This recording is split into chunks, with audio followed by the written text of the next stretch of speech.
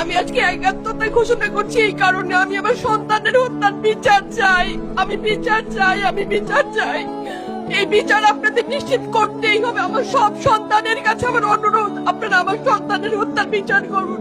কারণ হাদির শেষ ইচ্ছা ছিল যদি মৃত্যু হয় তবু যেন আমার মৃত্যু বিচার হয়। আমি এই বিচার চাই। ইনসাফের বাংলাদেশ চাইলে যদি মৃত্যুবরণ করতে হয়, আর কত রক্ত দিবে আমাদের সন্তানেরা? আর সহ্য করার ক্ষমতা আমাদের নাই। আমাদের সন্তানদের বাঁচতে দিন।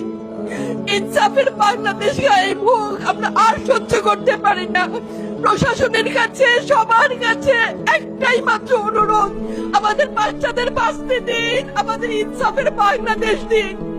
কথা বলার শক্তি আমার নাই, আমার চোখ পড়ে আসছে। আমি সহ্য করার শক্তি আমাদের নাই। আমাদের বাচ্চাদের বাঁচতে দিন। প্রশাসন সজাগ হবে কবে? আর কত মৃত্যু আমার বাচ্চাদের দেখতে হবে?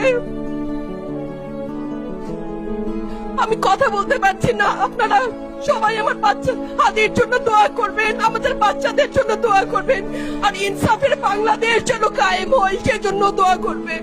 আসসালামু আলাইকুম।